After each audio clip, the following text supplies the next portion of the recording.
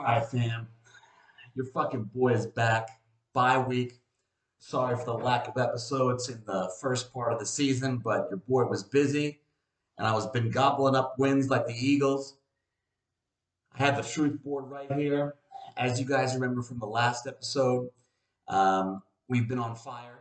Um, I predicted so far, I've been one game off, which was the Arizona game where we actually pulled it out in the end, thanks to Kyler Murray being a buffoon and then having a backup kicker who hooked that last second field goal wide right, turned that game into a win. But I'll do a brief recap, though, of the season so far. As you know, it's been perfect 6-0 going into the bye week. So we started off the season in Detroit, a solid offensive explosion. We gave up a lot of points. We won the game 38-35. And if you guys remember on that last game sealing drive, the Eagles decided to actually go for it on a fourth and I believe it was 1.5. And we got the first down and were able to ice the game at the end. So that was a very ballsy move by Sirianni late in that game to go for it. But got us the first win and we were off and running.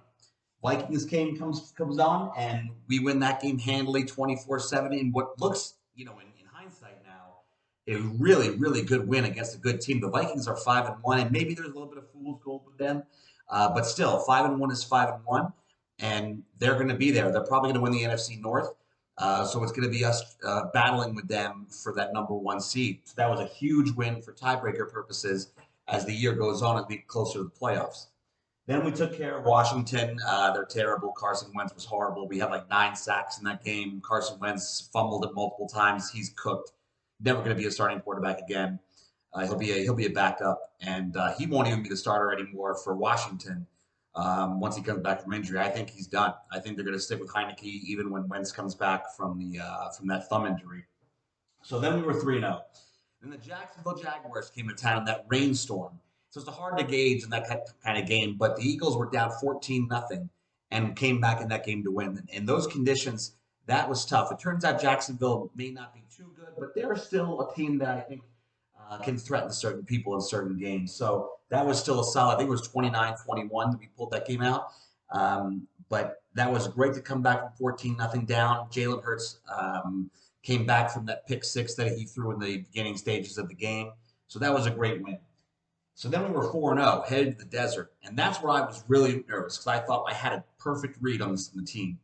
We then obviously win there, but I had been concerned that going on that coast-to-coast travel that we would be due for a loss.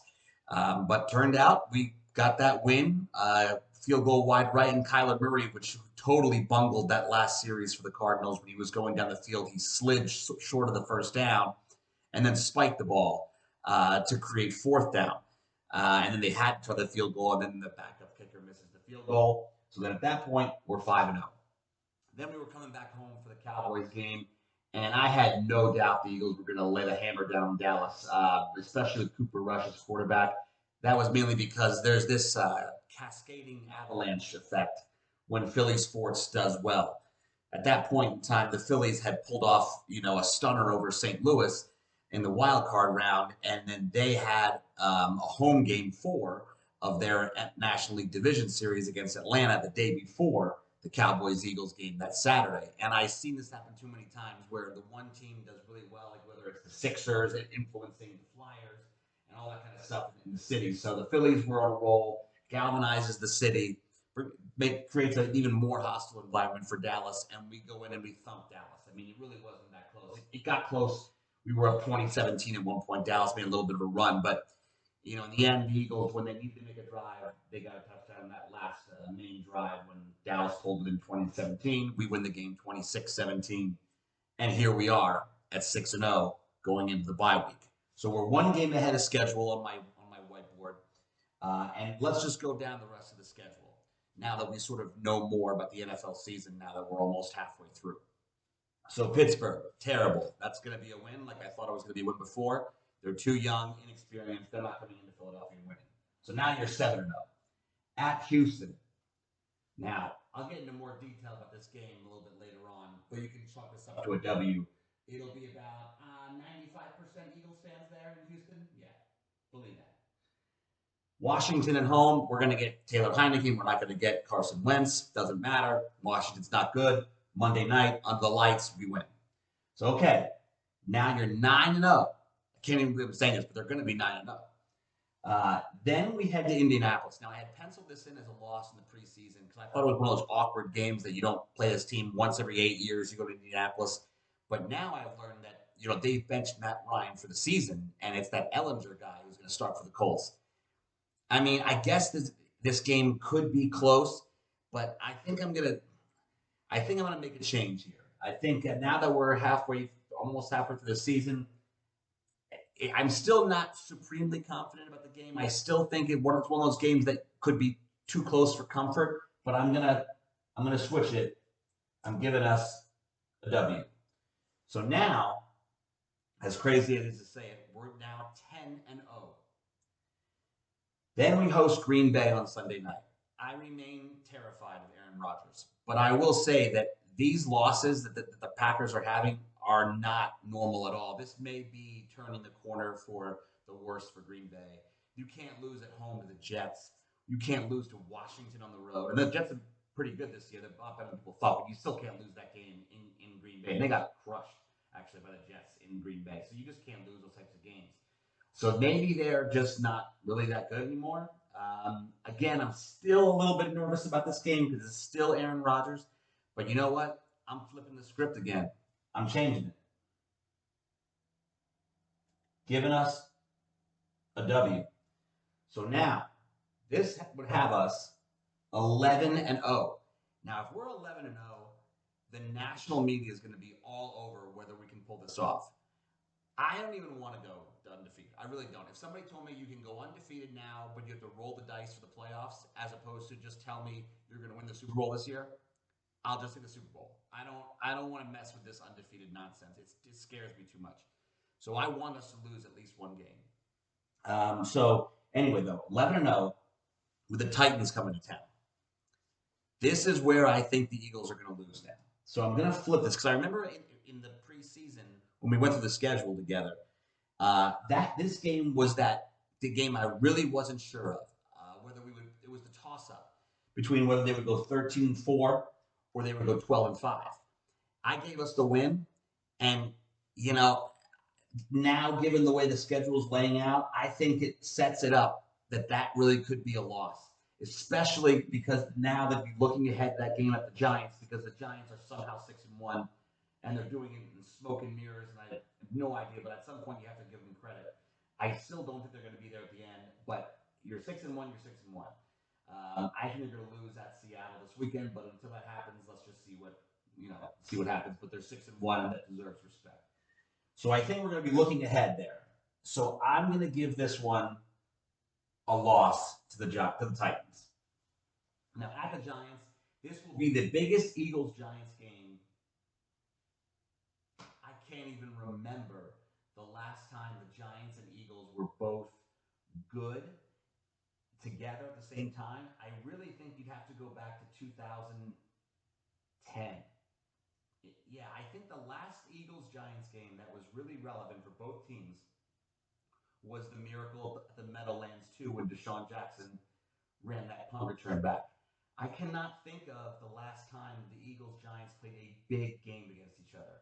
And I was living back in New York for that one. So I really do think this is going to be an enormous game in the Meadowlands, and it's going to be in December. So I'm still not sold on the Giants, so I just refuse to believe that they're good. I'm keeping this as a win. Then we go at Chicago. They're terrible. I know they beat the Patriots last night. The Patriots are terrible. That's going to be a win. So I'm sticking with this the way it is now. Then we're at Dallas. That is where I think we're going to get another loss. I'm sticking with what we had initially with at Dallas. So I think that's going to be a loss. Dak will be there. They'll get the split.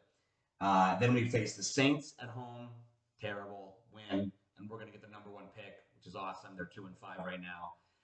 And then the Giants at home. Again, I'm not sold. They're certainly not going to win in Philadelphia. So that's it. So the way this is going to change is I had us 13-4 before the season started. As crazy as it sounds, we're changing this up. For fam, we are gonna go 15-2, if you can believe that. That's my predictions for the rest of the season. So again, I flipped 3 games. I had us now beating the Colts instead of losing. I had us beating the Packers instead of losing, and I have us losing the Titans, except when I had them winning before the season started. So 15-2 guarantees us the number one seed. No one else is catching us. And if we get the number one seed, fam, I just don't see us losing in Philadelphia. I don't see us getting a bye and then losing to anyone in the NFC in Philadelphia. If we get the number one seed, book your flights to Phoenix because we're going to the Super Bowl. And if we play Buffalo or Kansas City, I do not like our chances whatsoever. But hey, one game you never know on a neutral field. The good news of that is you don't have to go at Buffalo or at Kansas City, where I would give us no chance. On a neutral field, maybe. But I don't like our chances overall. But again, we'll see. But I love our chances to win the NFC now. I would still be really worried if somehow, some way we had to go at Dallas or at Minnesota. I know people aren't too high on Minnesota, but I will say this: if I don't think Minnesota is good enough to get the number one seed. But if they ever did get the number one seed and have home field going through Minnesota, I think they go to the Super Bowl. That's how much home field advantage means in my mind. So I think, but as long as we get the home game in Philadelphia, get the number one seed and a bye, and then 2 home games, we're going to the Super Bowl. We're going to the Super Bowl. All right, fam. I'm gonna try to do some more videos as the season goes on. But for now, we're 6-0, coming out of the bye week to bury Pittsburgh and go fighting Phils. And oh, before I forget, this game in Houston. I'm actually going to the game in Houston, and I booked that long ago. And as things were materializing in the baseball playoffs, I was looking at that schedule. I said, you know what? If somehow, some way, the Phillies got in the World Series, and if Houston makes it from the American League, which I think they will, it sets up for Game 6 to be Friday night, November 4th, the day after Eagles at Texans on Thursday Night Football. Houston, it's happening. Prepare for an absolute invasion like you've never experienced before. There will be so many Eagles fans to Houston and Philly fans, and the Houston Texans game literally could be 60 to 70% Philadelphia fans. And then we'll see how many Phillies fans can get in to the World Series. I think they'll be to make their presence felt, maybe not like the Eagles Texans game, but there will be a good sprinkling of red at the World Series in Houston. So go Phils, go Birds.